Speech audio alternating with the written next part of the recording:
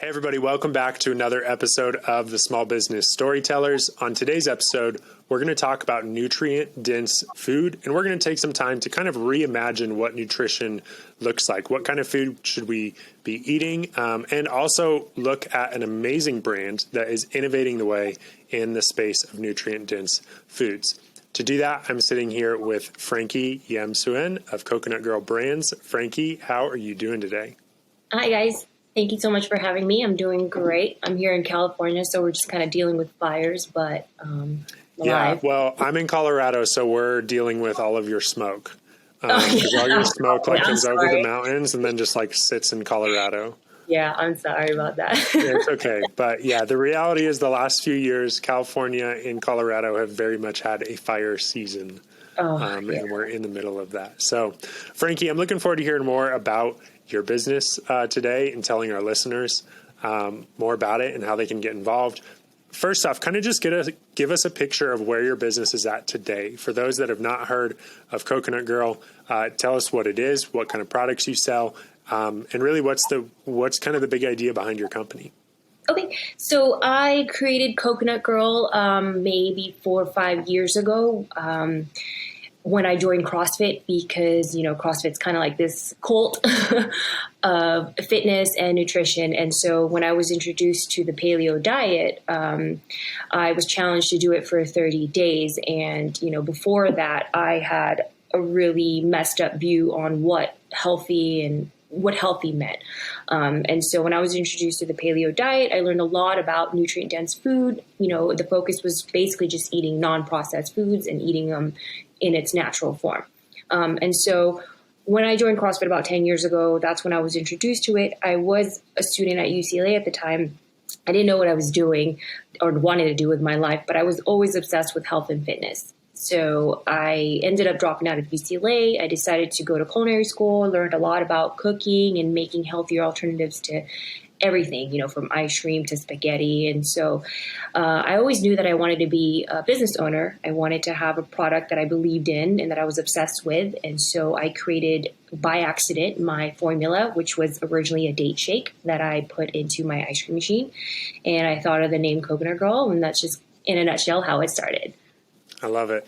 And, how does that, differ for that place of putting it into your date shake or putting the date shake into your ice cream machine and, kind of realizing I might have something. How were those early days? When did you start? Did you just start giving it out to friends? It's always interesting to see with physical products, in particular, in the CPG world, how did you start actually getting your product out? So when I did the Paleo challenge for 30 days at my gym in Los Angeles, we had Paleo potlucks. And, with CrossFit, it's such a community. And so we would all just kind of invite each other. And every time I would get invited to, a potluck at someone's house, I would just bring this ice cream pint. It was originally pints. I would bring them to the event, and there were a lot of coaches, and they loved it. And one of the coaches there, she was hosting the Paleo potluck, and she had messaged me on Facebook, and she wanted to buy it for her next potluck. And I was like, that's kind of a weird request. What do you mean you want to buy it? I don't know how to sell this. And so I said, okay, $12. So I think she bought 4 pints, $12 for a pint. And she did it. And so it started spreading from my gym. And so then I started getting requests because back in the day, I think it was 6 years ago. Who's heard of Paleo ice cream, right? Now you could find whatever kind of ice cream made with anything. But back in the day, that just wasn't really an option. Mm-hmm. And so it was kind of like the drug dealer at my gym. And then it just started spreading. I would just get orders, while I'm working out or via Facebook. And then other coaches from other gyms started hearing about it, and they started asking me to come out to their gym and sell it. And it was just really word of mouth and organic for the longest time. Yeah. What was the point that because you were a student at UCLA at the time, right? Mm-hmm. Yes. So what was the point that you made the transition to realize this is my job? This is now my job. I'm going to build this, full time, where was the business at, and what were kind of like what I'd call almost like the forcing functions? Like what was going on that kind of like forced you into a place where you like had to make a decision, like, okay, I'm either going to do this or I'm not. So I'm used to working two jobs, even like when I was 17, and I always loved working. Now, when I was going to UCLA, I didn't really know what I wanted to do. So I switched majors a few times. Originally, I went as a philosophy student, and then at the time, I didn't really have support from family. I just moved to LA on my own. And so I couldn't justify paying my tuition when I didn't know what I was doing, where I was really obsessed with just making money and working out and eating healthy, and I was starting to gain weight. I basically was very depressed. I felt like I was alone. When I was living in Westwood, I didn't know what I was going to do. And all I wanted to do was work out, eat healthy, and just, take care of my mental health, because I got really depressed and I felt unhealthy. I was gaining weight. So, when I made the transition to just suck it up and drop out and, put my pride aside and go to culinary schools, when I started just feel like I could pursue what I wanted to do, that I was really passionate about. And it wasn't really about making money, or making somebody happy because I have a degree. I was doing what I loved, food and fitness. So that's what made me transition into that. Yeah. And thanks for sharing that. I think it's so important that people are doing what they love. I'm full on believer that I think that it's just absolutely critical that you enjoy what you do. And I just think there's a lot of schools of thought that, especially kind of, I think, are the generation that kind of came before people you and I's age, where it was more like, you just get a job and you kind of just suck it up for 40 years. And then that job will take care of your last 20 years. Right. And I've just seen so many times where even in myself, where there's been contracts I've been working on or jobs that I've had where it just starts to wear on you. And I think there's nothing like getting up in the morning and knowing that you're going to enjoy what you're doing and that you enjoy building what you're building. How has the transition been to where now you're leading a company? Now you're probably, I'm curious if you're getting to cook, new recipes and different things, but I bet you that your daily tasks are more to do with business decisions and decisions CEOs make, rather than, getting into a kitchen and maybe doing some of those culinary tasks that you loved so much at the beginning. Yeah, it was a very weird transition. So when my Shark Tank segment aired, the funding that I got from Mark Cuban, that allowed me to finally get manufacturers, because prior to that, I was literally in the kitchen 7 days a week trying to fill all these orders from Whole Foods, Unify, my biggest distributor. I was a dishwasher. I was making the ice cream, helping my staff.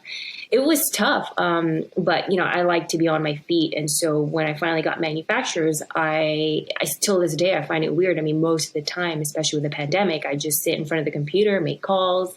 So, it's still weird for me. I like to be out there and have my hands on things, but now it has allowed me to make better decisions, refocus on the business, and, develop new products. So I can't complain. It's just weird for me, for someone who's been active on my feet, hands on. Right. Yeah, absolutely. Yeah, I know that's always an interesting position, because most businesses start by somebody starting to do something that they love, and then, kind of building a business around that. But then as the business grows, you transition into where you're more of like the owner of the business and you're managing people and different things. And sometimes that's exciting, and sometimes it's not as exciting as the original thing that got people into business. Yeah, but it's a good problem to have, because if you're still stuck at the same place, then that's not a good problem. Yeah, absolutely. And growth is critical, I think, and just moving forward and seeing things develop is really important.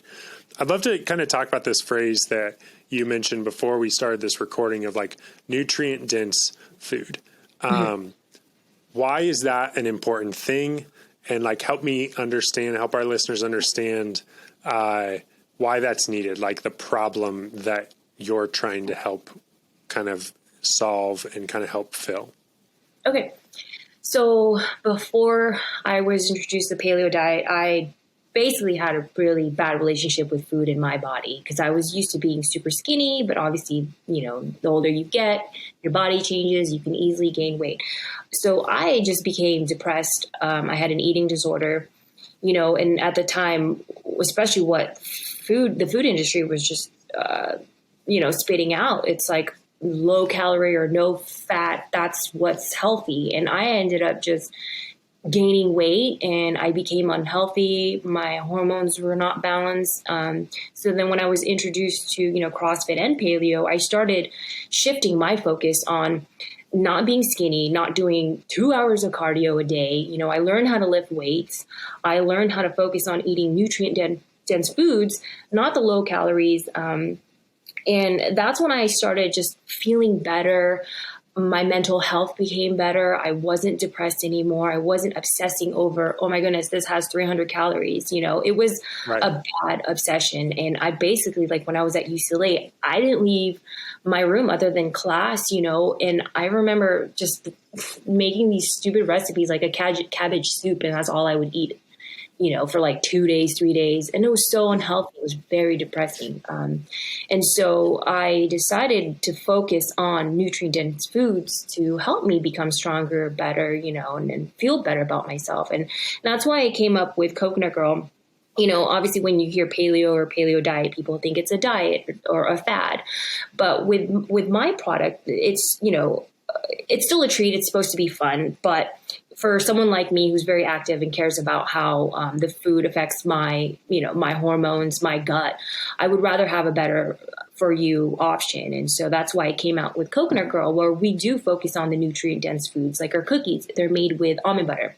I only use honey, dates, and maple syrup to sweeten all of our products. And the ice cream itself is made with coconut cream. So there's no soy, no dairy. Unlike, there's a lot of food founders who started their product because of some, chronic disease or they were allergic to something. I didn't. I just had a bad relationship with food and I didn't want to count calories. I wanted to eat something that was still fun, without restricting myself, but still feel good about it. Right. And what are some examples of like nutrient dense food and how does that food maybe differ from a lot of the food that people are eating every day? So there's always been a lot of requests for me to do a keto option, which is fine. The definition of healthy is really, it can mean a million things, right? And you have to do what's right for you. And so for keto with me, my personal opinion, like I refuse to do keto because you're replacing some of these ingredients where there is no nutrition because you're focused on something that's zero sugar. And that's fine. Like I would understand if you're diabetic, keto may be the right for you, or if you're trying to lose weight, and that's probably for you. But for me, my focus is on long-term health. And so that's why we emphasize on the nutrient-dense foods. For instance, like spaghetti squash, when I was in culinary school, instead of using pasta noodles that don't necessarily have nutrients, I would swap it out with spaghetti squash. And for our cookies, instead of using flour that don't really provide any nutrients or have been overly processed, I use almond butter. It's got the fat, the healthy fats. It fills you up. So yeah, it's just about swapping certain ingredients without taking out all the fun. Right. Yeah. And even if people are listening and they're like, okay, I want to, have more nutrient dense foods, like what are maybe some like replacements? Some things that maybe people are eating that like there's probably some more nutrient dense options that would probably be healthier for you long term. Do you have some examples of like things that would probably be healthier for people to start incorporating into their diets? Yeah. So I'm Asian or Filipino, and we eat rice with everything. And I learned how to swap that with cauliflower rice instead, going back to the spaghetti squash as well. Instead of doing dairy, because a lot of people can't do dairy, coconut cream. I put coconut cream in my coffee, a lot better for you. And it has the healthy fats. It was just really having fun and playing with it, But those would be, obviously ice cream. Instead of doing your typical whatever Haagen-Dazs, switch to Coconut Girl. Yeah, absolutely.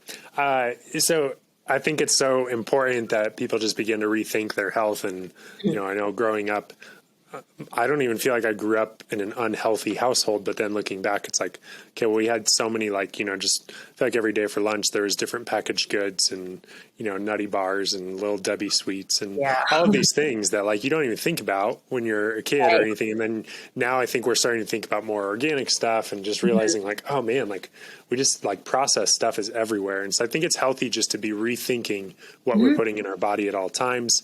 I'd love to jump kind of back to the business and, what are some of the things that have stood out over the last few years for you as a business owner?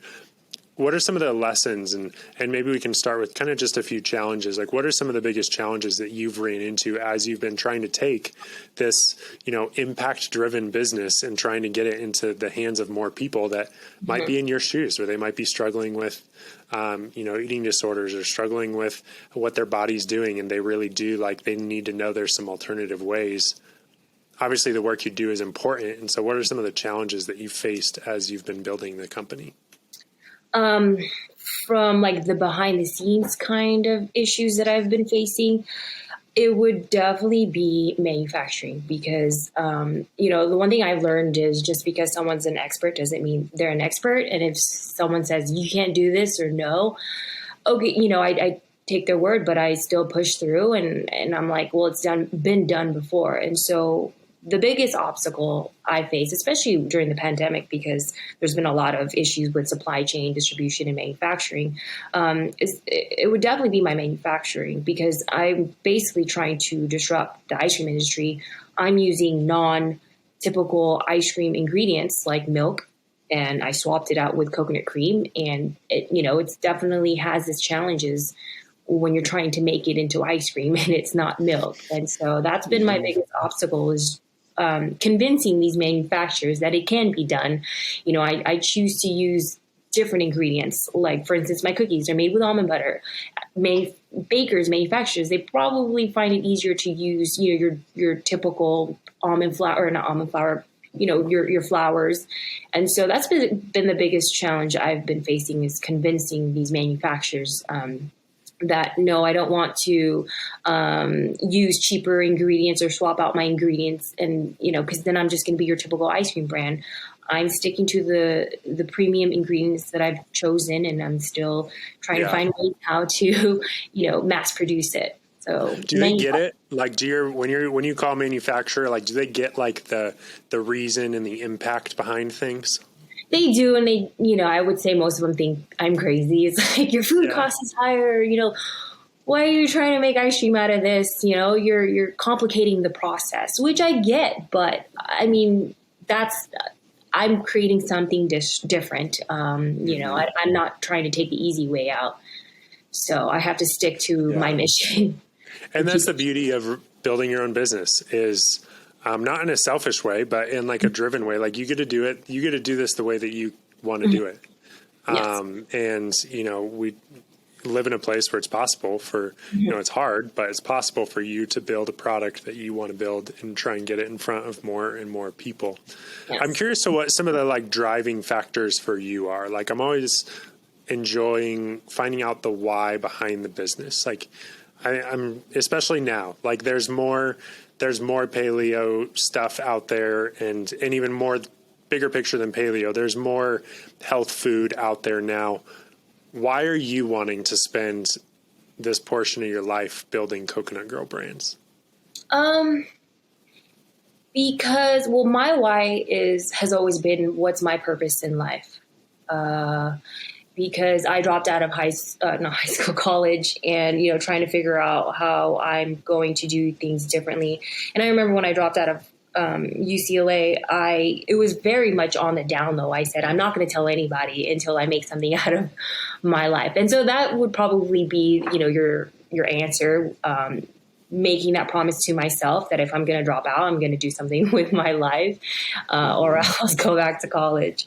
So that's always been my driving factor. And, with Coconut Girl, I want to, launch other products that not just ice cream, but, whatever, if it's coconut water. But, my mission with my brand is to teach other people about better options. And, it doesn't have to be a diet, especially with women, we get bombarded with what we should eat, what we shouldn't eat, so we can look a certain way, where I want to focus it on mental health and empowering women to not count calories, and focus on the quality of food and look at your long-term health, not just your short-term health. And, there are going to be people out there who say, oh my goodness, the calories are so high, but it depends on what your goals are. Are you just trying to lose weight for a month, but is that sustainable? It's not, so that's why I focus on better for you ingredients where it is more sustainable. You eat my ice cream sandwich, and for me, personally, I love Oreos ice cream sandwiches, but when I eat one, I have to eat the whole box of 4, because how it reacts to my stomach and the hormonal response it has. But when I eat my ice cream sandwich, I could barely eat half of it because it's so packed with nutrients, fat, protein, carbs. And so I want to educate people out there, especially women and girls who are confused about what is healthy, just to focus on the quality and how it responds to your gut, your hormones, and long-term health, not short-term health. So that's my mission with Coconut Girl. Yeah, I think that's amazing, and I think it's so important to have that mission behind a business. What would you say to some listeners that maybe they're in heavy calorie counting mode right now? Is your message just, hey, quit and eat all my ice cream sandwiches? How do you kind of respond to people that they are trying to lose weight, they're trying to be healthier, but they're going down the route of okay, I got to count all my calories. I got to they're kind of going down that traditional weight loss route. Yeah.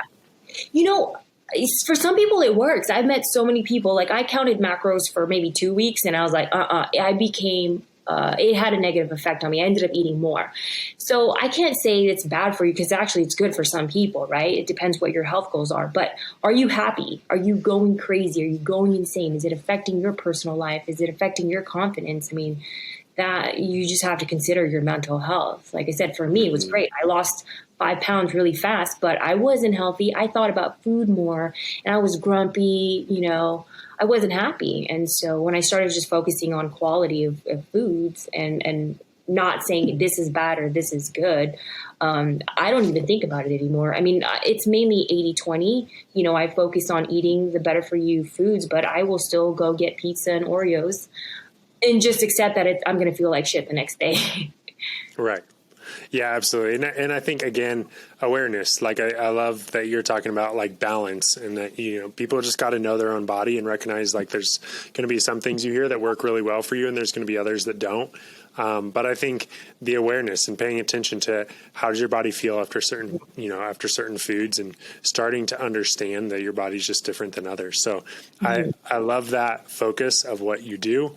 And I think it's hugely important because especially here in America, we generally have a terrible relationship with food. Oh, yes. People just, I don't know why, but we just have a terrible relationship with food. Have there been some things culturally that you've seen in America that you think kind of contribute to why, everybody knows so many people in America are obese, but why we in America have such a bad relationship with food? I think it's all the information, so much information that contradict each other. And, obviously fast food, as a kid, I grew up eating Happy Meals, McDonald's. That was my thing. That was my favorite thing. And so, all the commercials that we see, it's all about all these processed ingredients and it's just misinformation and so much information that we can't filter, but I don't know. I was born in the Philippines. I'm not to say the Philippines is any better. They have all the fast foods too. We have McDonald's, we have Jollibee. But I think it's just the pressure of society to look a certain way, but then we have all these convenience foods. So. Yeah, it's true. It's so hard to navigate the information. I feel especially in the last, 10 to 15 years, it's been just information multiplying and spreading like crazy. And I think now we're starting to see that there needs to be more filtering.